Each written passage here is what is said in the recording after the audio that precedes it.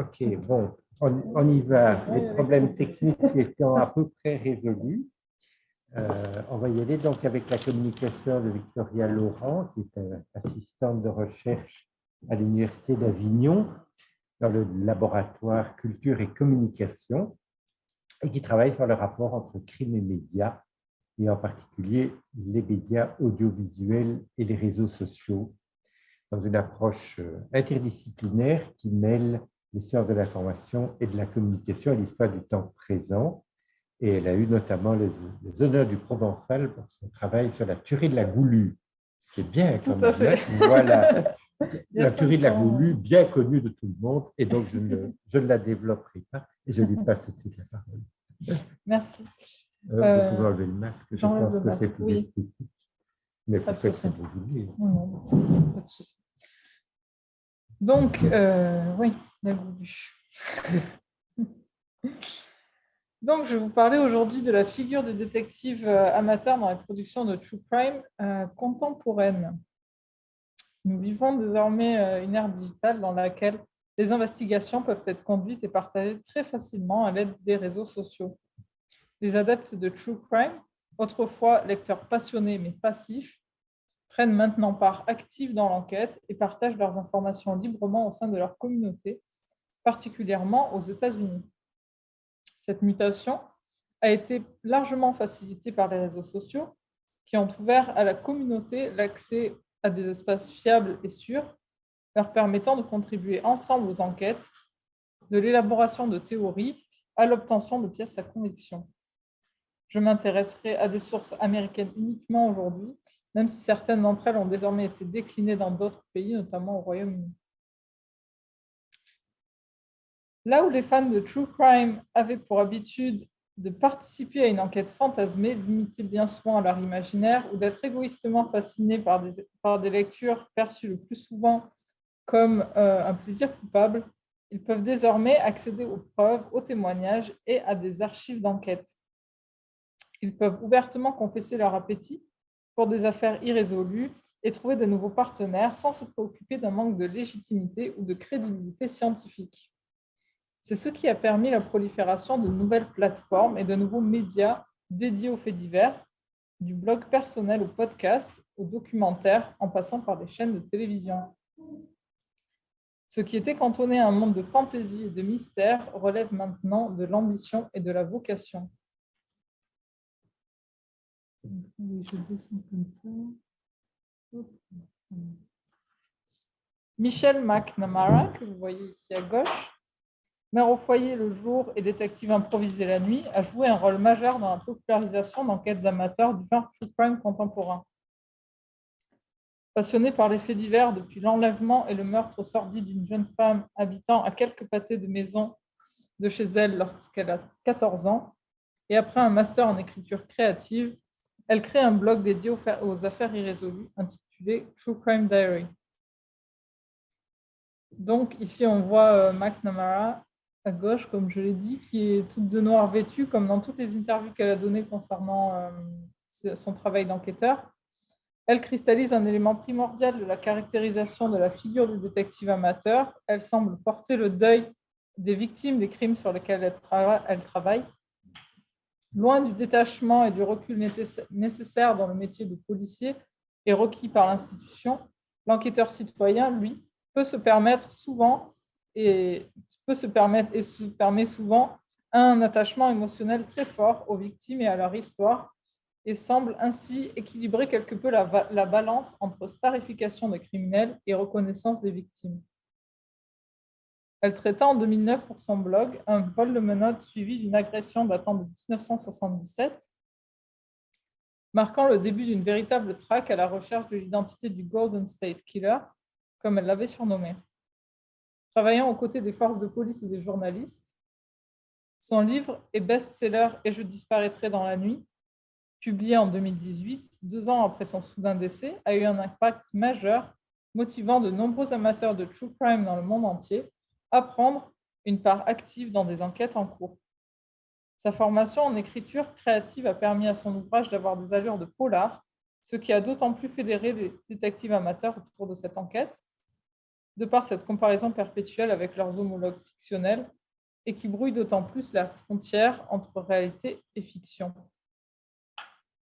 Son ouvrage a fait l'objet d'un épisode du podcast désormais culte My Favorite Murder, ce qui a créé un impact d'autant plus important, encourageant Paul House, enquêteur sur l'affaire du JSK, et Billy Jensen, journaliste et auteur du livre Chase Darkness with Me,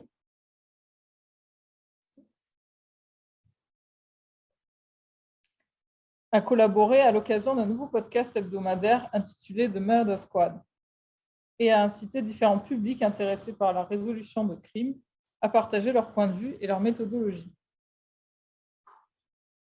Donc, Paul House, que vous voyez ici à droite, est un enquêteur de cold case récemment à la retraite après 27 ans à avoir travaillé pour le shérif et les services du procureur à Contra Costa en Californie. Il est spécialiste des affaires irrésolues et des prédateurs en série et a pu appliquer ses techniques d'enquête comportementale et forensique à des affaires majeures telles que celles du Zodiac, de Lacey Peterson ou encore de J.C. Dugard. Billy Jensen, lui, à gauche, est un fait diversier qui s'intéresse principalement aux affaires non résolues ainsi qu'aux personnes portées disparues. Après 17 ans à écrire des histoires qu'il qualifie sans fin, il a décidé de tenter de résoudre des crimes lui-même en utilisant des techniques de réseaux sociaux radicales. Et ça fonctionne puisqu'il a permis ou participé à la résolution d'une dizaine d'homicides et a permis la libération d'une personne condamnée à tort. Les forces de l'ordre contactent désormais l'auteur afin de les aider sur des affaires particulièrement complexes, faisant appel à lui en tant que détective numérique consultant, ou comme on l'appelle souvent, au détective de Facebook. Journaliste, consultant et producteur de programmes télévisés consacrés au cold case, il met en lumière les failles du système quand il s'agit de personnes disparues et de restes non identifiés et fait appel aux uniques talents de citoyens détectives. Donc, vous retrouvez sur cette slide le visuel de présentation du podcast sur leur site dédié, avec plusieurs éléments visuels qui sont récurrents dans les supports de genre True Crime. On a le murder board en arrière-plan ici, qu'on retrouve souvent dans les génériques de documentaires, maintenant globalisés, que ce soit britannique, même français maintenant. On retrouve la typographie machine à écrire qu'on a vu tout à l'heure aussi dans la présentation du blog de Michelle McNamara, True Crime Diary. Et donc, ça s'anime quand on rentre sur le blog, le Solving Murders with You. Le You se transforme en social media, ce qui rend l'approche d'autant plus interactive avec le public. Tous ces éléments de référence démontrent une approche intermédiaire entre différents supports du genre True Crime et une porosité très forte et constamment entretenue. Notamment, on voit ici avec les ouvrages qui ont quasi toujours, surtout aux États-Unis, la rue balise jaune qui représente celle de délimitation de scènes de crime aux États-Unis. Les deux spécialistes explorent dans leur podcast les affaires de meurtres irrésolus, de restes humains non identifiés et des disparitions de personnes. Chaque semaine, les auditeurs suivent Jensen et House tenter de résoudre le crime en utilisant une variété de méthodes, d'un travail de détective traditionnel à des technologies avancées, comprenant les recherches d'ADN familial, le ciblage géographique sur les réseaux sociaux et certainement la plus importante d'entre elles, les compétences des auditeurs qui participent en envoyant leurs conseils et leurs théories, devenant ainsi membres actifs du Murder Squad. Les règles du duo sont dictées à chaque fin d'épisode après un bref résumé des affaires de la semaine. Si vous avez des doutes sur un individu, ne postez pas de photographies et ne partagez pas ses réseaux sociaux, en particulier Instagram. Envoyez-le nous, nous travaillerons dessus. Ne partagez pas d'images en comparaison side by side. Ne nommez personne en public et restez bienveillants entre vous. Donc, on retrouve ici à droite les deux définitions qui apparaissent dans le blog personnel de Billy Jensen. Donc, il a inventé des sortes de définition qu'il emprunte avec des codes très académiques, mais on voit que c'est assez amateur. Mais voilà, ça démontre aussi cet aspect de désir de reconnaissance académique de la part d'un journaliste qui considère les policiers comme ses pairs, souvent à sens unique. Après la mort de son ami Michelle McNamara en 2016, Jensen aida à terminer la rédaction de son ouvrage aux côtés de son mari et du chercheur Paul Haynes. La sortie de l'ouvrage posthume de Michelle McNamara a tant marqué le milieu du true crime, menant à l'arrestation du tueur en série, qui se trouvait être un ancien officier de police en avril 2018, près de 25 ans après les faits, qu'il a été adapté l'an dernier en une docu-série du même nom produite par HBO. Donc, vous voyez ici les deux visuels du roman à gauche et de la mini-série à droite. On retrouve la continuité lexicale du titre afin de reconnaître du premier coup d'œil l'adaptation du best-seller. Et d'autre part, une sorte d'avant-après arrestation du tueur en série, puisque le roman a été bien évidemment publié avant, mais la mini-série est sortie après. On a un peu une vision cauchemardesque et le réveil de la ville après le cauchemar. Nous retrouvons toujours sur la couverture la rubalise jaune dont je parlais tout à l'heure, qu'on trouve dans la grande majorité de livres de true crime. L'œuvre de McNamara est maintenant exemplaire et érigée au rang de modèle d'enquête amateur. Grâce aux nouvelles technologies et à l'ouverture d'équipements de poche, tels que des caméras haute qualité et des enregistreurs de son grand public, n'importe qui peut désormais détenir des informations, qu'il le veuille ou non, concernant un auteur ou des circonstances d'un crime, parfois même sans le savoir. En tant que ressources multimédia, les réseaux sociaux semblent représenter une source inévitable pour la recherche et la collecte d'informations et permet une connaissance plus fine et intime de la victime et de ses connexions à d'éventuels suspects. Suivant de près l'émergence de ces plateformes, les productions de true crime reprochent parfois aux forces de police de ne pas systématiquement vérifier les différents comptes Skype, Messenger ou WhatsApp, tout comme les SMS, dans les limites de ce qui leur est permis par la loi et par les différentes entreprises.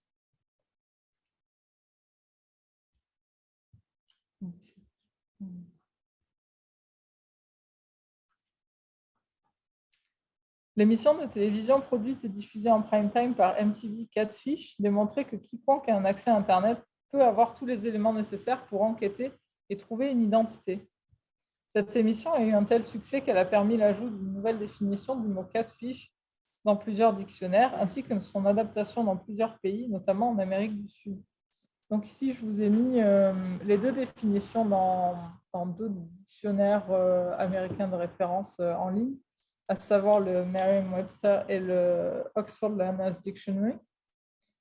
Donc, on retrouve a person who sets up a false personal profile on a social networking site or fraudulent or deceptive purposes dans le Merriam-Webster. Et à droite, a person who pretends to be somebody else, usually somebody who does not really exist, on social media in order to trick somebody into having a relationship online. Une sorte d'imposteur amoureux d'Internet. L'engouement pour cette émission et ses similarités avec un programme de true crime, surtout l'aspect méthodologie de l'enquête, ont poussé l'équipe de production à la sortie d'une nouvelle émission sobrement intitulée True Life Crime, diffusée en deuxième partie de soirée sur MTV depuis janvier 2020. La méthodologie exposée est la même que dans Catfish. Les présentateurs débutent leur enquête avec des éléments recueillis, le plus souvent par des proches de victimes, puis vont petit à petit interroger d'éventuels témoins proches pour finalement renseigner leurs découvertes aux officiels en charge de l'enquête. On a ici le présentateur Neil Showman de Catfish. qui a fait un peu la caution scientifique aussi de la présentation de True Life Crime, qui est tout nouveau sur la plateforme MTV. Internet et les réseaux sociaux représentaient un stimuli essentiel afin de réaliser l'importance d'une assistante mutuelle entre l'institution policière et des journalistes pour le bien de l'investigation. Désormais, n'importe quel citoyen peut agir en tant que lanceur d'alerte, confronté à l'inactivité institutionnelle et au désintérêt populaire face à des crimes irrésolus. Pour ce faire, une carte de presse n'est plus nécessaire, ni un statut social spécifique ou une crédibilité scientifique préalablement acquise. La frontière entre investigation journalistique et investigation populaire n'a jamais été aussi floue grâce aux nouvelles technologies. Le grand public, et plus particulièrement les proches de victimes ayant l'impression que leurs affaires ne sont pas suffisamment étudiées par la police, peut plus facilement faire confiance en des journalistes ou citoyens ou concitoyens qu'en des policiers. C'est le cas de l'affaire illustrée par la série Netflix The Keepers, où l'on peut voir deux anciennes élèves d'une école catholique enquêter sur le meurtre de l'une de leurs professeurs, ici à droite donc sur l'affiche, Cathy Selznick. Suspectant l'institution catholique de commettre davantage de crimes que ce seul meurtre, les deux femmes ont rapidement compris que le pouvoir de l'Église et de cette institution particulière a poussé la police à précipitamment fermer le dossier Selznick et à créer une omerta autour du sujet. Les détectives citoyens peuvent aussi aider les forces de police qui peuvent rencontrer d'éventuels problèmes de communication entre eux et de partage d'informations et d'observations, par exemple à l'occasion d'affaires monopolisant plusieurs États, plusieurs districts ou pays. La série Netflix mettant en lumière un groupe d'amateurs retraités ayant fait de la mort de leur professeur une affaire personnelle permet au public non seulement de s'attacher plus facilement aux personnages, qui pourraient être n'importe qui, en l'occurrence les mamies de n'importe qui, et de s'approprier l'affaire par un biais émotionnel de travail de mémoire, ce qui paraît faire davantage justice aux victimes. Contrairement à la tradition de la littérature populaire littérature policière, consistant à puiser son imagination dans des faits divers, c'est maintenant le genre documentaire qui s'inspire de figures de détectives amateurs fictionnels afin de créer une galerie de portraits attachants de par leur engagement et leur dévotion. Les détectives amateurs, bercés par une culture populaire, empruntent eux-mêmes largement leur méthodologie de recherche ainsi que leur code éthique à des personnages de romans.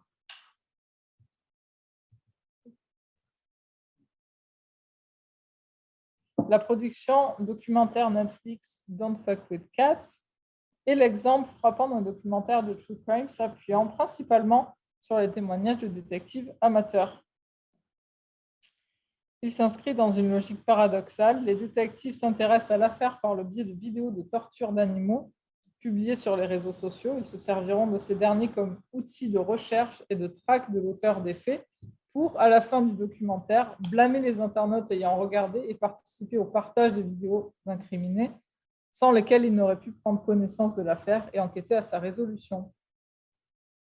Il est évident que ce format de documentaire dans lequel l'enquêteur amateur bénéficie de la même mise en lumière que son homologue expert va devenir de plus en plus courant, voire inévitable, créant ainsi un nouveau sous-genre de la catégorie audiovisuelle du true crime et modifiant les points de vue et habitudes d'entretien des documentaristes.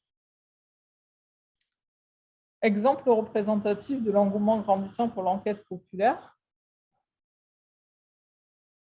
le forum websleuth.com, créé en 1999, a presque triplé son nombre d'utilisateurs ces 5 dernières années, près de 200 000 utilisateurs enregistrés à ce jour. Source infinie d'informations pour les détectives amateurs, policiers, certaines affaires sont résolues grâce à des échanges sur le forum, mais aussi pour les auteurs, inspiration pour de nombreuses fictions policières et source primaire pour les documentaires.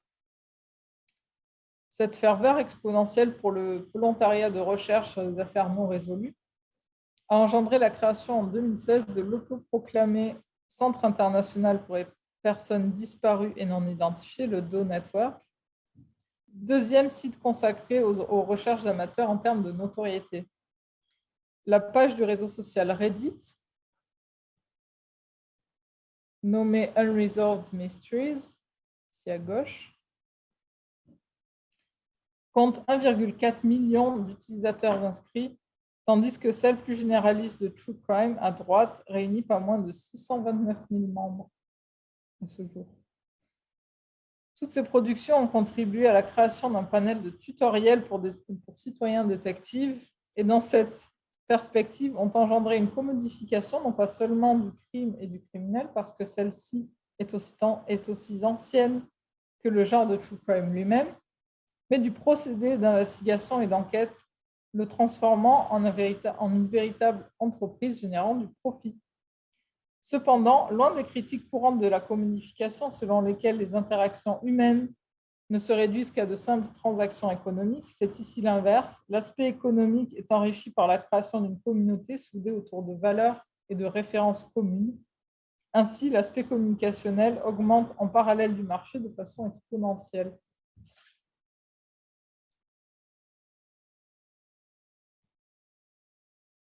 Ce double effet de popularisation et de commodification à l'aide de nombreux produits dérivés est à double tranchant.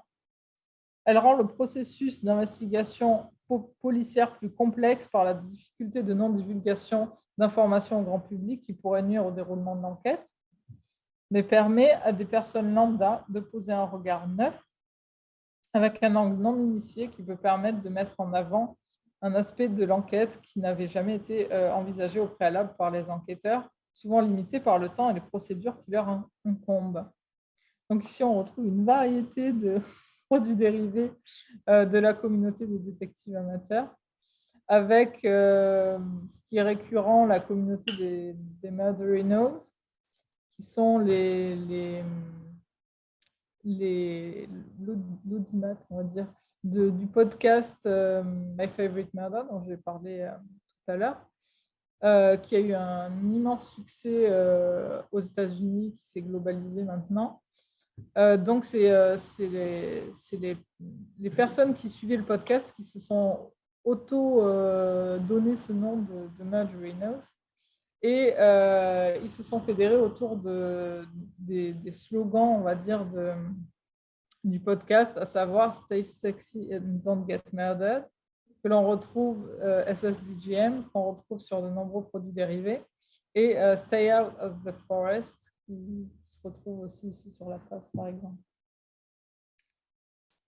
Les différentes productions contemporaines mettent en lumière des individus qui, sans diplôme ou qualification particulière, mènent leurs propres investigations de front, avec une approche parfois davantage instinctive et empathique, sans compter les heures, l'énergie, les ressources engagées dans le processus d'enquête, l'envahissement progressif de leur vie privée au profit d'une affaire qui leur est chère. Les méthodologies utilisées par les experts et celles des amateurs ont finalement plus de similarités que de différences, mis à part celles imposées par leurs institutions ou leur manque de reconnaissance. Les moyens, procédures, délais, accès aux sources et restrictions légales. Si l'on en croit l'adage populaire selon lequel c'est l'intention qui compte, ces amateurs se distinguent finalement peu de leurs homologues professionnels de l'enquête, forces de l'ordre, détectives privés ou journalistes. Ces nombreuses similarités et bénéfices entre la méthodologie de l'enquête policière et journalistique et celle de l'enquête populaire, cristallisée par l'ère digitale, forment une union unique pour le meilleur et pour le pire.